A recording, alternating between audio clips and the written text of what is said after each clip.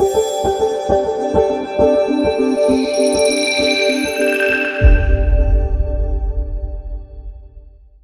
am Senior Advocate Jal Soli Unwalla. I have been practicing in the High Court of Gujarat since last about 30 years and had been designated in 2019 till now as a senior advocate, and I'm practicing right now as a senior advocate in the High Court of Gujarat. And have had the privilege and have been very lucky to be handling some fantastic cases which have come my way. And trust me, every day is a new day for me. I just love this profession and it keeps me going. Right. Good afternoon, sir. Welcome to the podcast. Good afternoon. And from what I gather, our conversation today is going to be very, very, very interesting. And kadach, nobody's really touched upon this topic so much, or maybe there's an urgent need to touch upon this. True. The concept of how the system or the legal system is going through a different kind of a chaos, a different kind of a challenge. Your opinion on that, sir? To be frank, Jignesh, I'll tell you that the legal system comprises of two parts. Yeah. One is the bar, one is the bench. Well, they both complement each other, Obviously. and it takes two hands to clap. Right. It's not just one-sided. But having said so, I have if you ask me to enumerate the reasons for that, I would put it in about 2-3 categories. Number one is the appointment of judges. Number two is the Collegium system. Number three is the corruption. And number four, maybe the pay package for the judges. Interesting. I would put it in these 4 categories. Now, if you go to see, I personally believe, and I'll always believe that the Collegium system is the most desired, and the Collegium system has to be in place. Okay. But having said so, there is one aspect in which the Collegium system lacks, and that is, I believe, the transparency in the Collegium. I was hoping you would say that. Yes. Yes. The Collegium system doesn't have a lot of transparency, which I believe that the public, and not just the public, the persons around the system, in the system, and most importantly, the persons who are actually being considered by the Collegium system are normally not even made to know as to why are they rejected. Interesting. So there's no process saying that, listen, if I were to perform in X, Y, Z reason, I can be considered for an upgrade or a promotion. No, there is no written code in this. This has been a practice, and as you know, it's the 1994 judgment. Very much. Is the benchmark judgment, and so on and so forth, and thereafter it ended at NJAC. But there are no written rules for this. Normally what they see is, number one, most importantly, is the reputation. Great. Secondly, what they see is not the quantum of practice, but the kind of practice that he has. He or she. Fair enough. Whosoever. Number 4, the background of the candidate is very important. So these three or 4 issues, and most importantly, the conduct of the lawyer in the courtroom. Now, if these 4 are in place for a candidate, the Collegium normally doesn't have any problem and should not have any problem. Fair enough. But the question is that actually, are these the only aspects which are taken into consideration or not? Yes.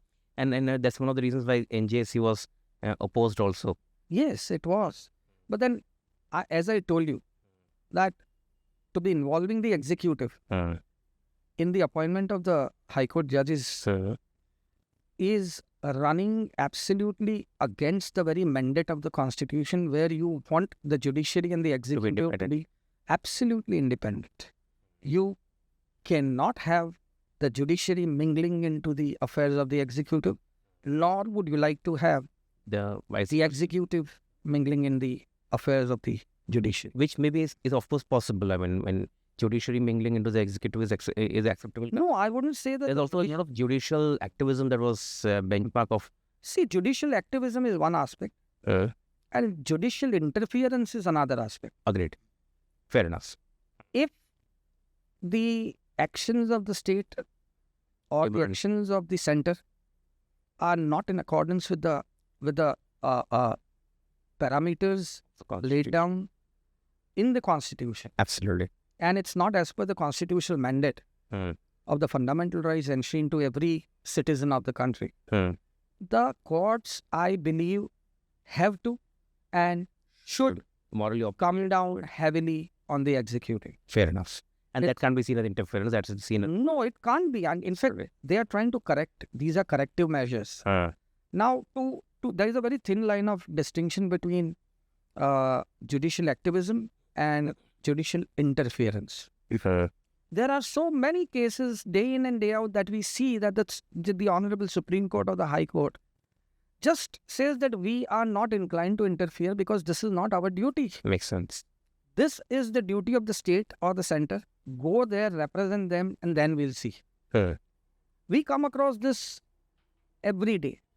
But at the same time, we also see where the Supreme Court finds that no, this is where we need to interfere. But that interference is judicial activism, and I wouldn't say judicial interference. Agreed. It's a legal interference is another aspect as per the parameters laid down under Article 32 for the Honorable Supreme Court of India, and as per the parameters laid down under Article 226 of the Constitution of India for the High Courts. If the High Court finds that this does not meet with the four corners of Article 14 or maybe even Article 21, the courts, I would say, that would be failing in their duty if they don't interfere at this time. Perfect. And that, I believe, is not interference with the executive. It is interfering with the fundamental rights of an individual. Perfect. So that is a difference between the two. Perfect. Yeah. Sorry. So you can come back to the Collegium part. You're saying the challenges that. Well, the challenges that we find in the Collegium system right now is, number one is with respect to the transparency, as I said. And I believe that every candidate whose name has been recommended by the High Court, by the particular High Court, for take a case, I'm practicing in the Gujarat High Court, then the Collegium of the Gujarat High Court recommends the name of X, Y or Z. That goes through a process in the state executive. Very much. The Home Ministry, the Law Ministry, the CM's office, the Governor's office. Perfect. Then it goes to the central government, the Law Ministry. True. It also goes through the mandates of the inquiry, a candid or rather a very, very tacit inquiry made by the Intelligence Bureau. And then the files are placed before the Collegium. Absolutely. Now, in such kind of cases, when the matters reach the Honorable Supreme Court, and if the files are cleared on the question of the character of a person, on the question of the competence of a person, on the question of the basic intelligence and the understanding of a person, I believe that the scope for the Supreme Court to reject the same should be negligible. Would be. I don't say should be. Would be negligible. Would be negligible because it has travelled from all corners. Almost everything that's possible to be found out or dug up has been dug up. Yes, especially that which the Supreme Court is not in a position to do.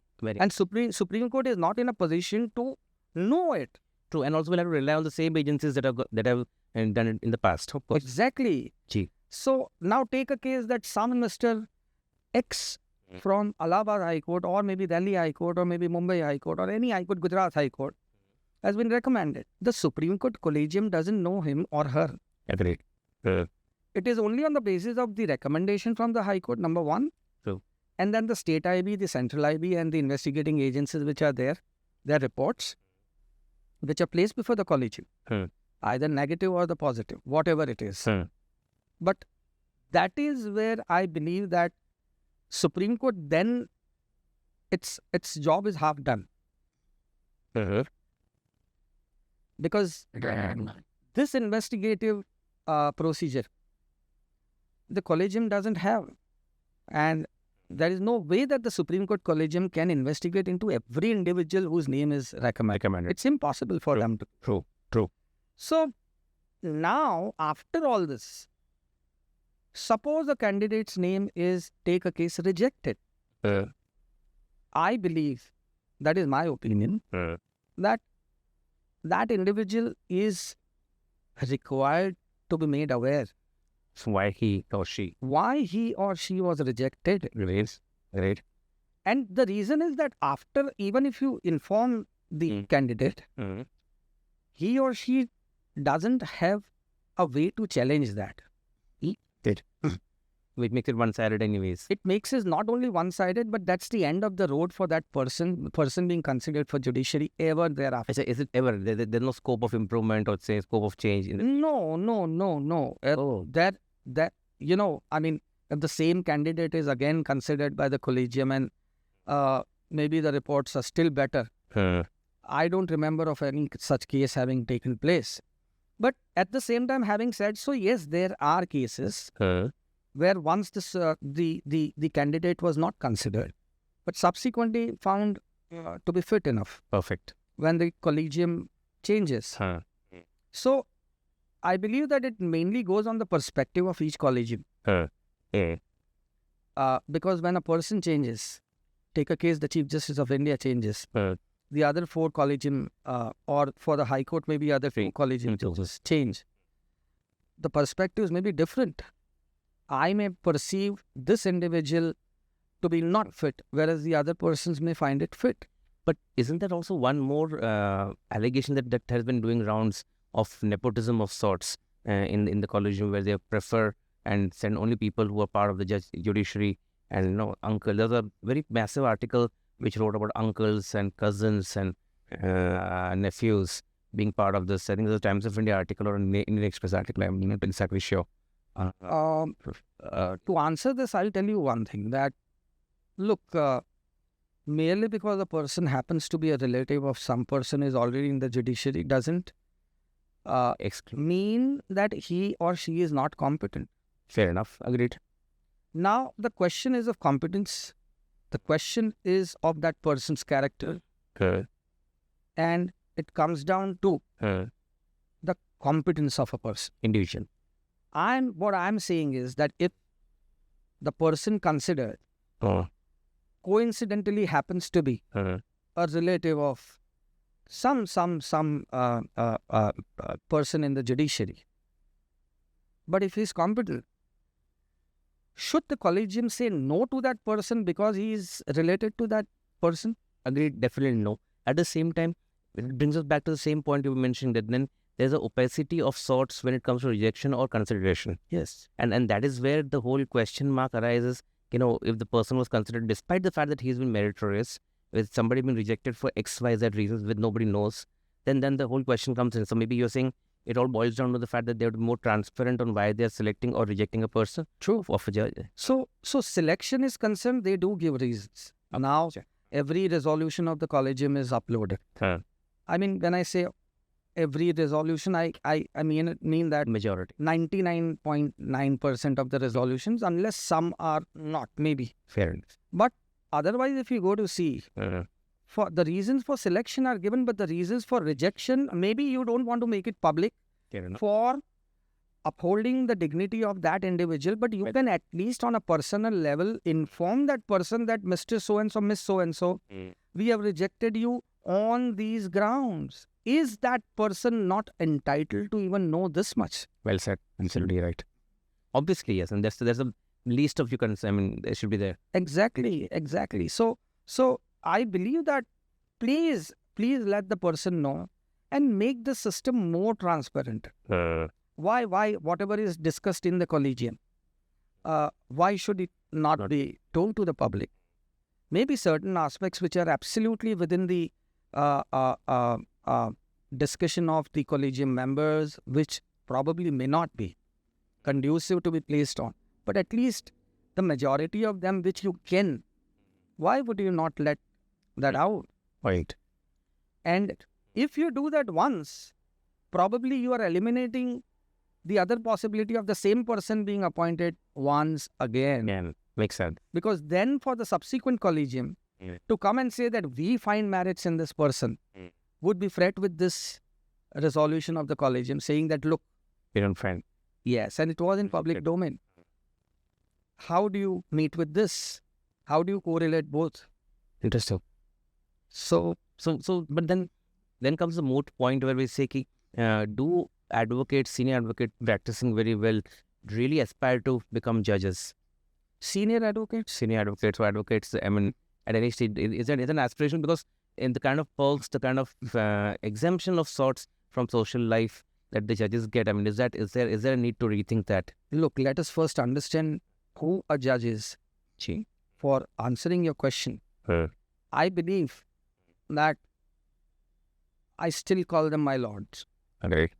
Though the Supreme What Court was- and everybody, I mean, they have Your Honor has been more. yes, I mean, you can say sir, that's okay, or you don't need to be over I mean, respecting, but like the basic respect is required. But I still use the word my lord or your lordships, or I may say your ladyship.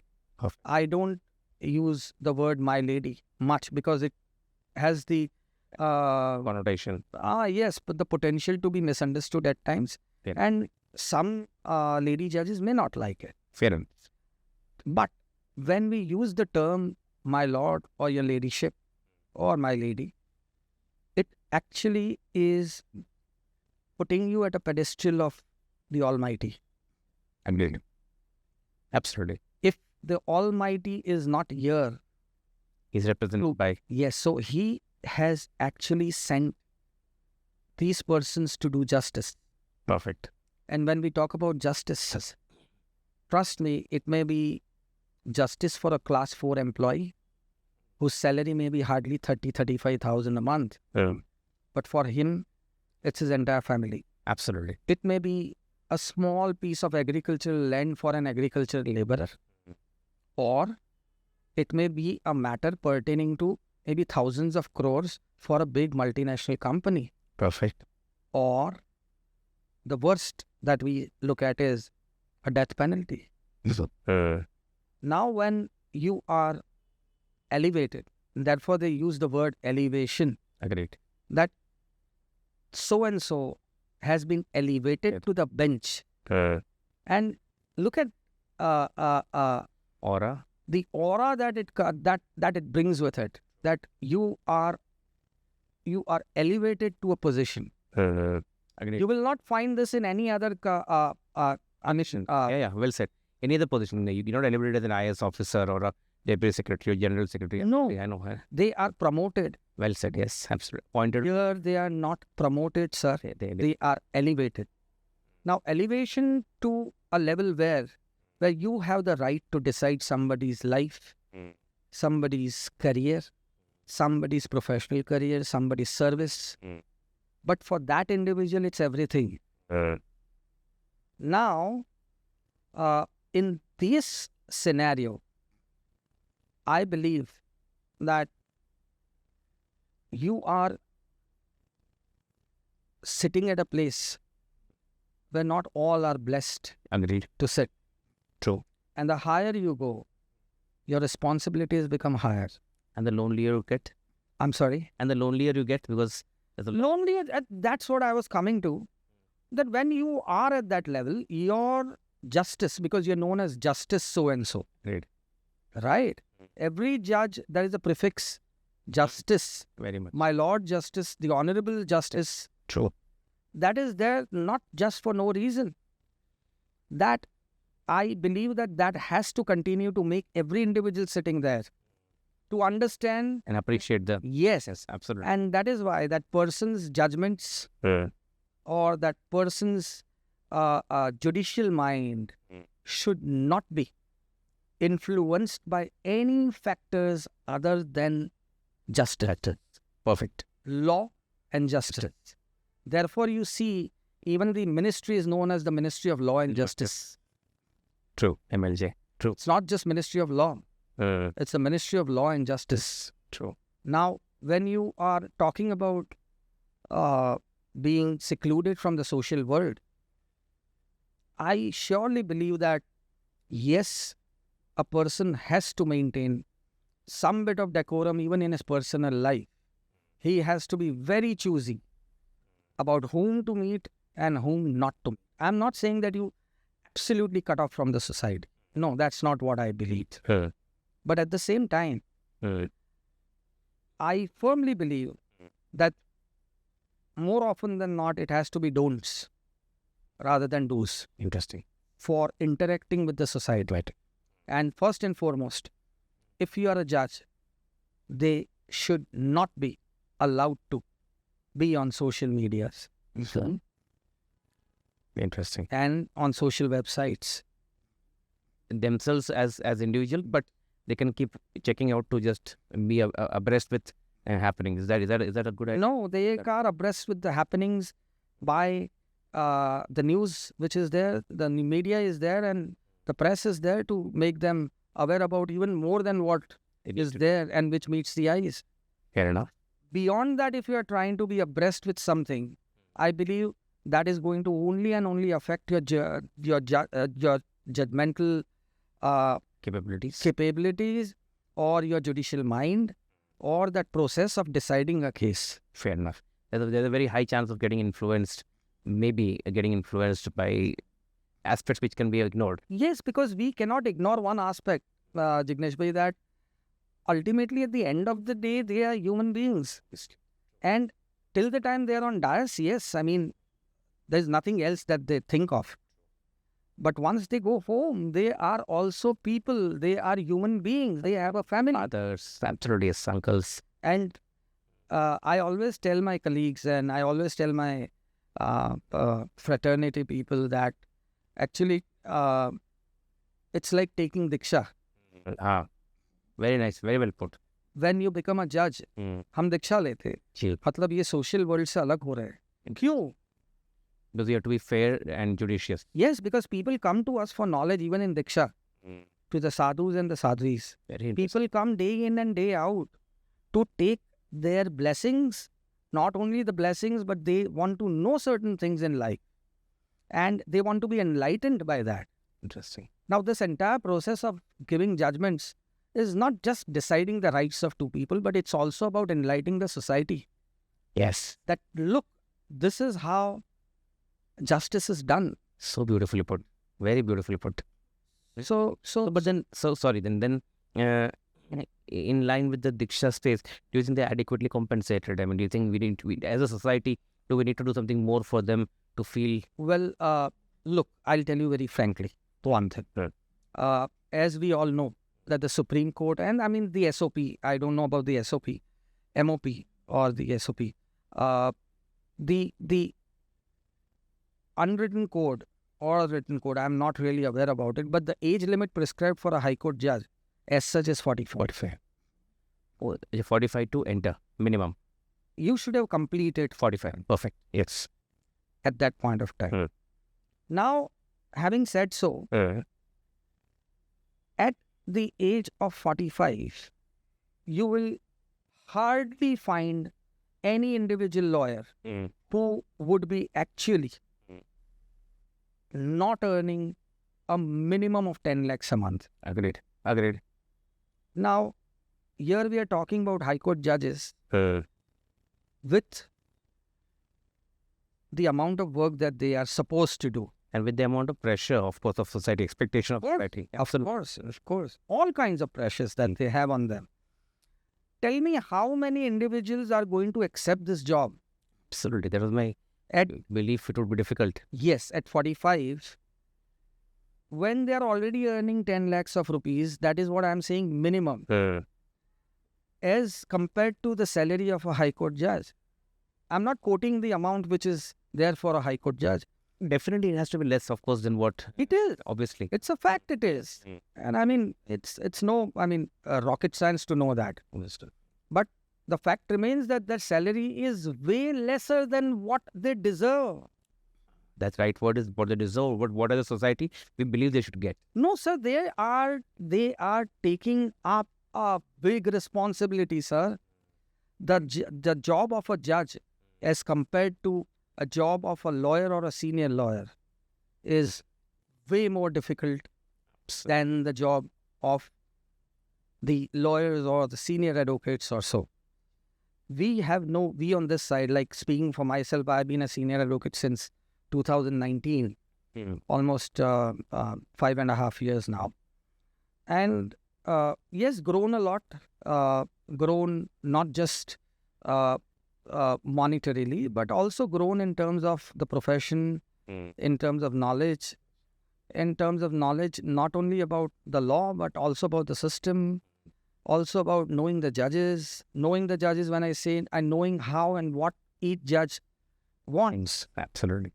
So that is something, but that job is very easy compared to a judge's job, sir. Just imagine that predicament when they're sitting to decide a case of a death penalty, actually. But one stroke of pen, Deciding the life. they are going to confirm or rather convict a person and then sentence him to death. Now, with what kind of moral responsibility a judge is actually Doing true. has to go through whilst deciding this issue. I'm not talking about the other issues, sir. I'm talking about, if you are talking about Kasab or so on and so forth, Where we have I'm of the view that, everything was there to see. Great. And it was there on the cameras and all, everything. I'm not talking about those aspects. And I'm a firm believer of death penalty. Trust me. Okay. Because there are certain people who are beyond retribution. And there are certain people who are beyond, I would say, incorrigible. And they are a big menace to the society. Right. And I believe so that those kind of convicts, whether I can say it on this platform, that whether they deserve to live after having done what they have. Right. We come across cases of murder. Murders also have different degrees. Murders. But where we come across cases of small girls, when I say small, I'm not using the word young. I'm using the word small girls. And murder, rape of a small girl and murder. I believe that kindly first understand the plight of those parents who have lost that girl. True. Whose girl was at that age raped by this man. I don't believe it's such kind of individuals really deserve to live. But fair enough, that's my opinion. Fair enough. As against that. But as a senior advocate, if you are clear about these, and whether as a judge, he'll be facing multiple format, he'll have to look at all the perspectives before he really gives it out.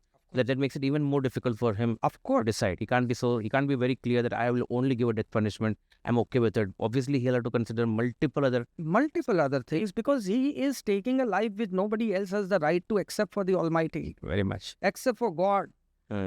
Today, this man will be no more the day my order is executed. My judgment is executed. Who else can today, in normal circumstances, a person dies in normal circumstances, or maybe by an accident, or maybe for some other reason out of sickness. That is decided by the Almighty. But today, your duties are sinking. Ending the person. Yes, your duties are sinking with that of the Almighty. Very much. Because that means that you have actually executed the God's plan. Agreed. That this man should die at this hour, at this minute, at this second. When he leaves the breath. Even after hanging, I'm told that they have about 10 minutes. Yes, about 10, 15 minutes. I don't know. It depends on individuals. But you are syncing your duties. You are in sync with God.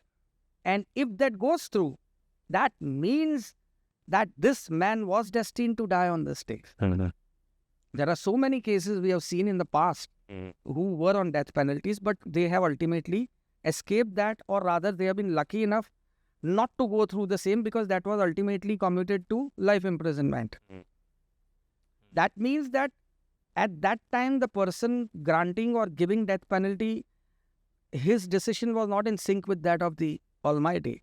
He was destined to live more than what the Almighty had decided. Great. I'm a firm believer of destiny. Absolutely. And there have been more than one occasions in my life which proves that there is destiny. Everyone comes with a destiny. Absolutely. Absolutely. So when a judge orders death penalty and it goes through, it's executed.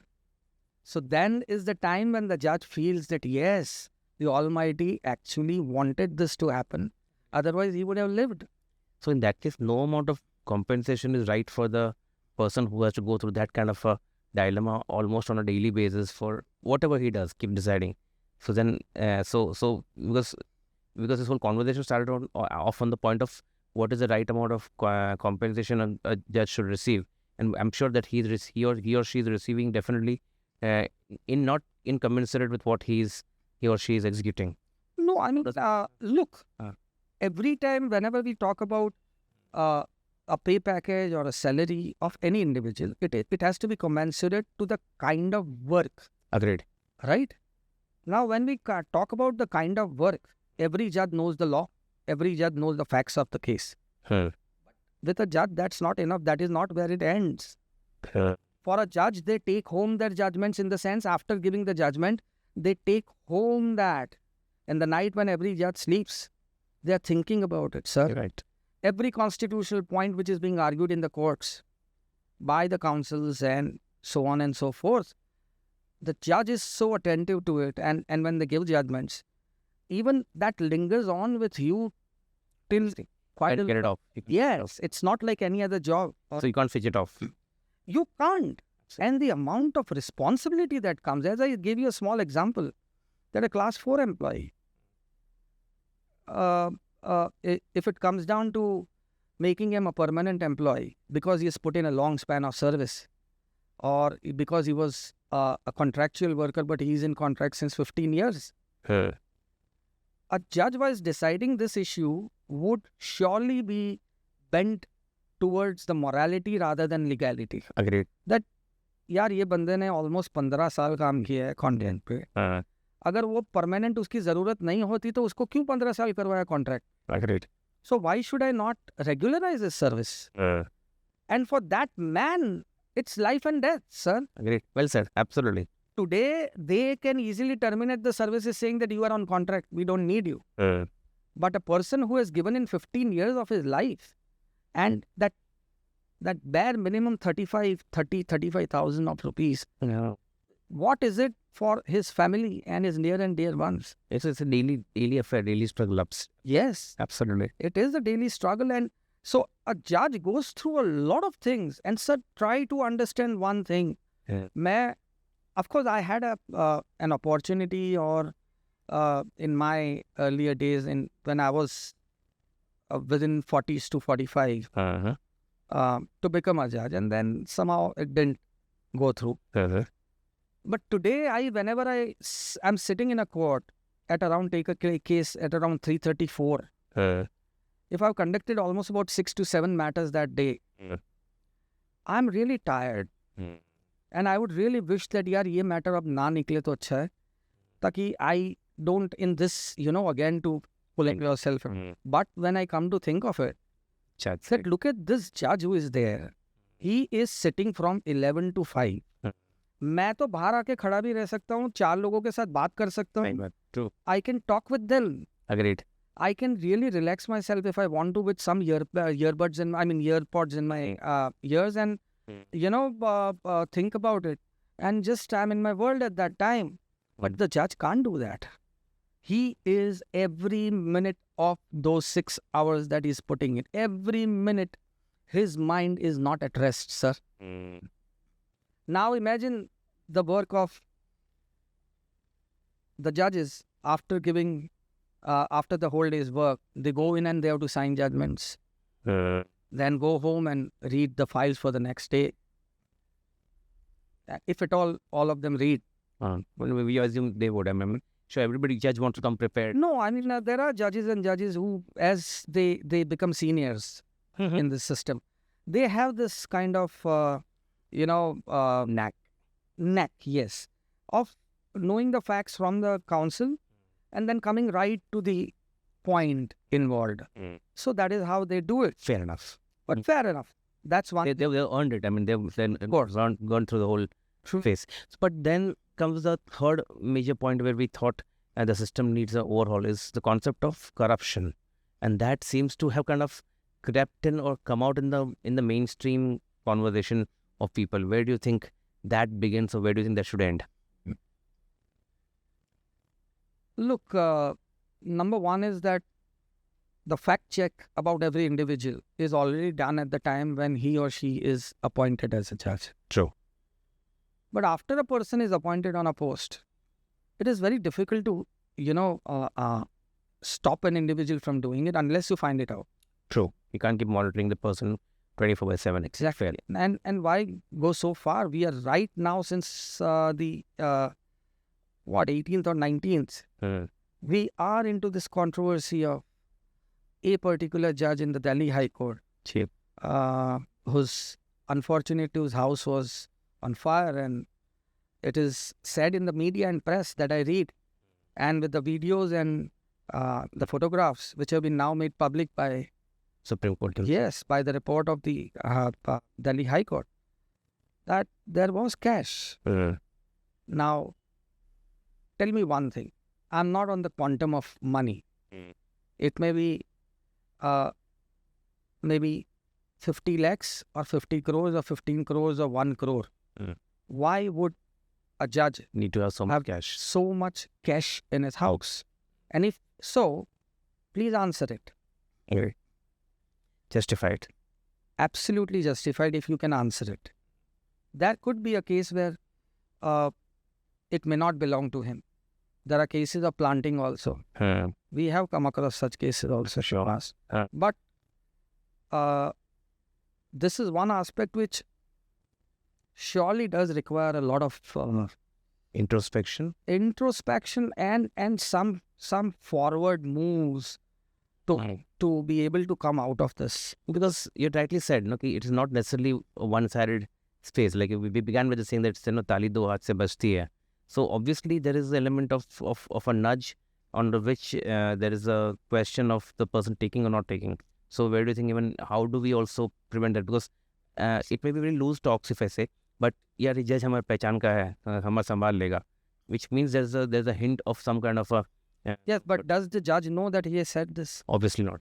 So how does the judge? So I think the instigation from the point of a lawyer also, or an advocate also, is something that needs to be checked. Because how does one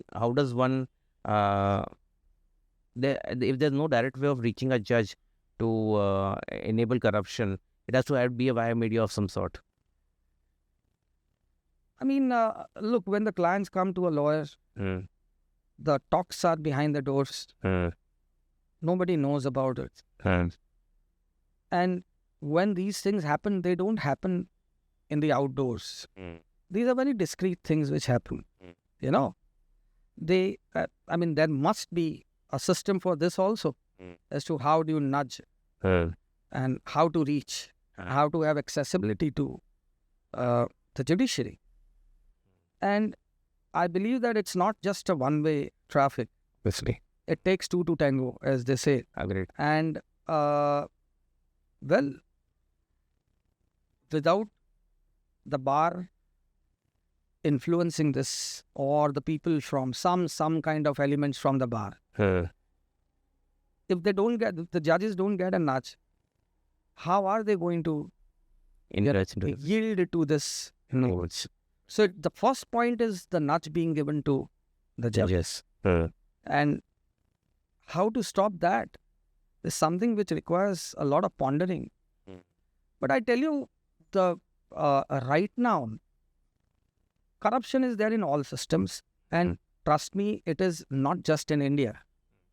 I'm sure. It is all over The the world. world. After greed, it's a greed end of the day. Yes, because they are all everywhere. There are human beings, and the human mind is such where you can't control a human mind Well said. unless there are very deterrent steps which are taken. Then, in case anything hanky-panky is found, an inquiry has to be initiated. Now, unfortunately, what has happened is that it is in this case where the Supreme Court, or rather the Honorable Delhi High Court, has some material in the kind of a video or photographs Agreed. to show this. Very much.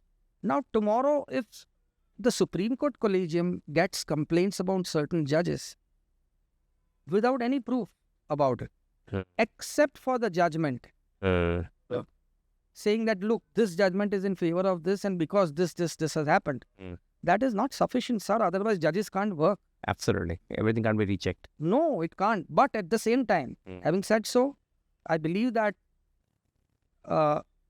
now the time has come.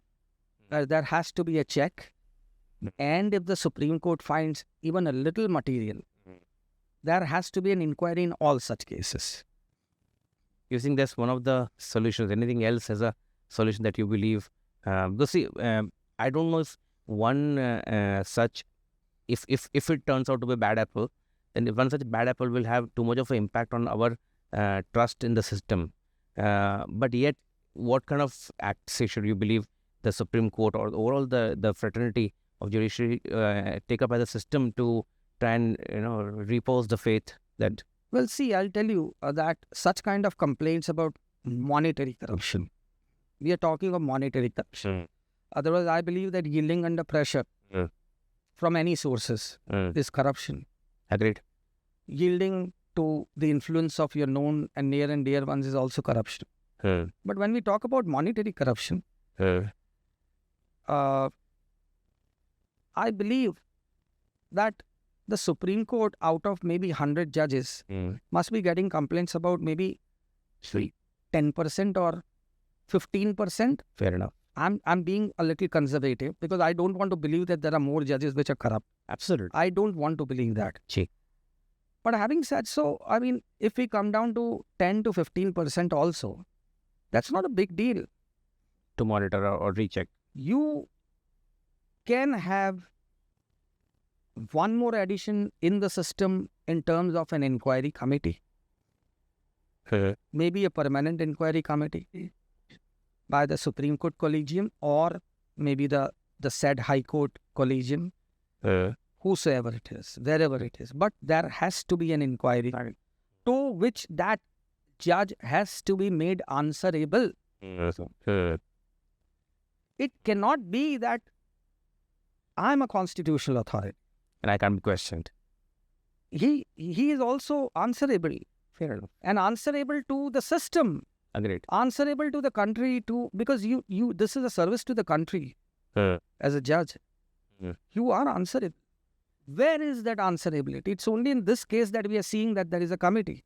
Or maybe few, about 2 or 3 such. There have been earlier. I mean, I've read through them, and I think that's been very good on the Supreme Court's part to have initiated an inquiry and ensure that there's an element of trust that is restored. Of course. And I would say that this should be more often. Let this be made more often. If the Supreme Court finds that yes, there is some element of, doubt here, then please come and answer us. Please. And you can make it very discreet. Let nobody know about it. But in your system, that thing has to be intact. Agreed. There has to be a sense of, actually not a fear, but a sense of answerability. Well said. I mean, you should be accountable for something. Accountability has to be there, sir. Agreed. It cannot be that because I'm appointed by the Constitution of India, by the President of India. No, we will not be answerable. Maybe impeachment is the only way out. But like presently the Supreme Court has directed the Chief Justice or requested the Chief Justice of the Delhi High Court to not assign any judicial work to this particular individual. Yes. Absolutely. So when it comes to teaching in classes, in the curriculum right now, where do you think there's a need of a change for people to understand this element of proprietary of sorts, to ensure that they are kind of ingrained from the beginning that they should be accountable, answerable. There has to be an opportunity of, whatever you do, you need to have element of course proprietary is kind of emphasized, but is there a need for something in the education system to be where we kind of Well, I'll tell you very frankly that right from the childhood that we become, old enough to take our own decisions. That element of answerability is not just educational, but it is also there in our religions. you're right. Every now and then, we were taught that, look, if you do this, you'll have to answer the God. True. Look, if you do this, God will spank you. God will get angry. Karma.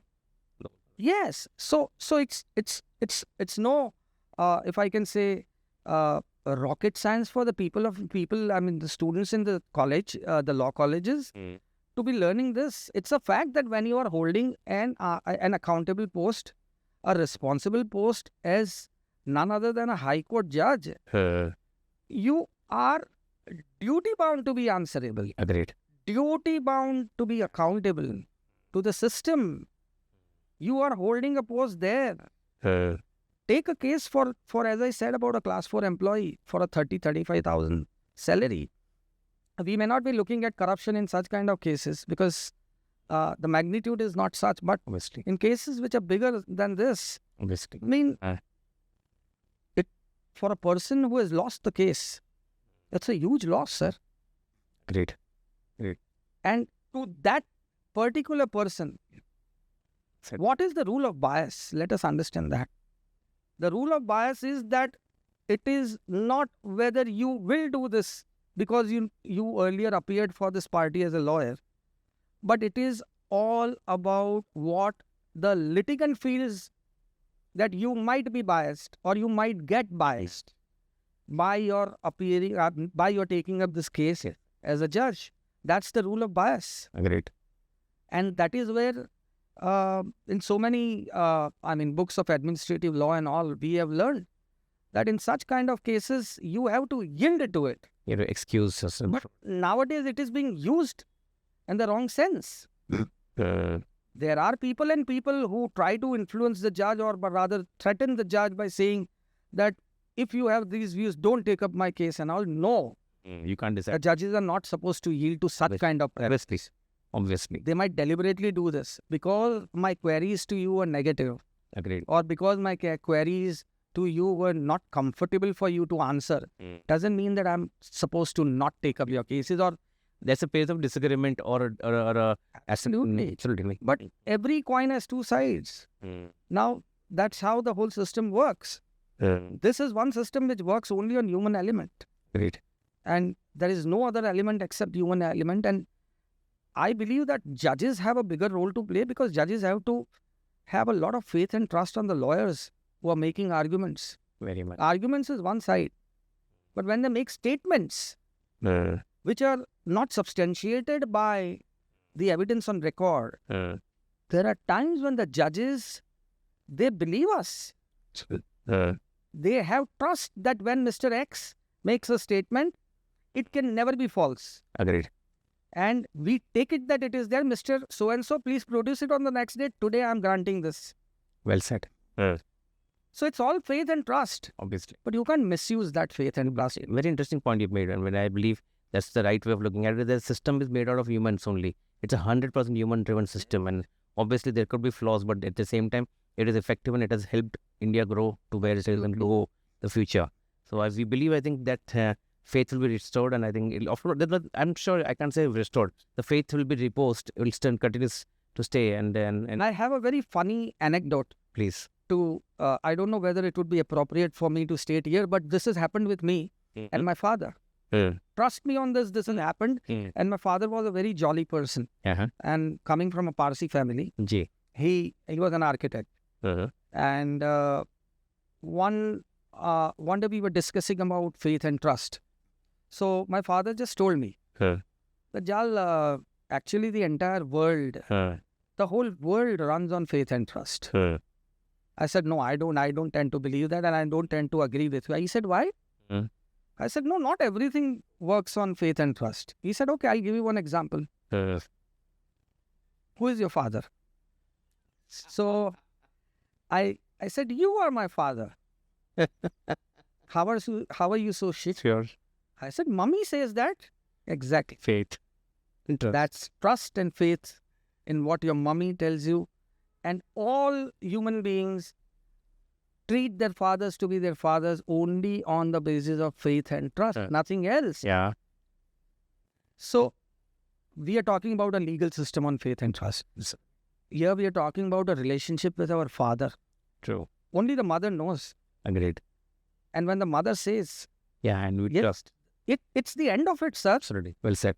माँ से बड़ा कौन होता है? सीधी बात. माँ माँ होती है. Yeah, absolutely. सर, और उसको कोई, I mean, nobody can say no to that. क्या बात है? I mean, माँ जब कहती है कि ये तेरे Supreme. है, My supreme. Absolutely. that's it. That's right. And that is it. Though I am a father, I am saying कि माँ से बड़ा कोई नहीं होता. Well said. We all agree. All of us are in the same boat. Absolutely. And so the whole world, including you and me and everybody and all the Supreme Court judges and the High Court judges and all the judges, they work on faith and trust. Agreed. And why just this small example? Day in and day out, the judges have to have faith in lawyers. Basically. But the question comes when lawyers, or rather the litigants, try to misuse The trace. or misplace that faith and trust in with the judges repose in you. And that's very unfortunate. Agreed. It's very unfortunate, sir. But I really hope, thank you for all these enlightening conversations. I think the students will really appreciate and understand that there's also a perspective they need to start thinking on, which I think among all the conversations we've heard so far, nobody's really come out so candid. And well, thank you very much. Just one more aspect that Jignesh bhai, I wanted to impress upon, that the biggest problem today that the judiciary is facing, the overload of work Of course, yes. and the pendency of cases. Cases, true. In one of the articles that I was reading by His Lordship Justice R.V. Ramanna, as he then was former judge of the Supreme Court of India, he has written that at the relevant point of time, maybe about 3-4 years back or so, there was a population of 1 crore 22 lakhs. 122 crores. There are 30 judges in the Supreme Court, around approximately. The High Courts have around 700 judges and the trial courts have around 15,000 judges. If the population comes down to 122 crores, now, how many judges do you need? The figure was coming to 110 judges per million. So per 10 lakhs. Existing. At that time. At that time. It is required. As it required, okay. Required was 110 judges per million. And what were we having? 70? 13. How do you Bridge the gap. Bridge the gap of 97 judges? So what is required to be done immediately? Leave aside for a second corruption and all those aspects that can be dealt with. But please deal with my request to one and all in the system and the stakeholders is that please do something about it. Otherwise, I am telling you, we are eroding and on the verge of getting eroded. 1,310 is massive. Sir, every day I see the plights of High Court judges, in my High Court at least. They are having a board of 350, 400. They are humans. They can reach up to 100, maybe 110 or maximum 120. That too being too much. That is in bail cases and all. In quashing matters, criminal and maybe writ petitions and all, you need more hearings. Obviously. How do you meet with this? Do you want disposals or do you want judicial disposals? There is a difference between the two. The judges are not sitting there to just dispose of the cases. Obviously. Judiciously they want to do it. Yes. And how do you answer this? So this is one thing which has plagued our system. We are way, way, way below the par. We need around 52 is the sanction strength for Gujarat High Court. We are right now 29 or 30 judges. Maybe we get another 8 judges very soon as per the recommendation of the Honorable Supreme Court. But even then what? We'll still be 14 short. And that is definitely each. So on a daily basis, 1,500 cases minimum. Exactly. Oh, wow. Sad. How do you meet this? So these are some aspects which I believe are required to be, if not answered, dealt with. You're right. Dealt with is the right word. I mean, Address them at yes, least. absolutely. Please address them. Acknowledge and address. Yes. It will have to be either addressed by the executive, or maybe the first nod has to be from the Honorable Supreme Court and all the high courts in the country, that we are actually overburdened with work. How do the work, sir? Certainly. Pretty nice. There's a brilliant food for thought. Yeah. And I think somewhere there's will be acknowledgement and action that needs to be really happening fast over the next decade. Otherwise, we'll see a lot of erosion. As I said, it's eroding. It's almost at the verge of getting eroded. God. We have started eroding. I firmly believe that something will have to be done for this. Oh. Please address this issue first. Please call for suggestions. Who is saying no to that? Obviously. But except for appointing judges, more judges, more and more judges, there is nothing that anybody can do, because you need these judges to ultimately Address and connect. address the issues in every case and then dispose them off. Right. So, Super. Thank you very much, sir. Thank you. Brilliant point. Absolutely fantastic.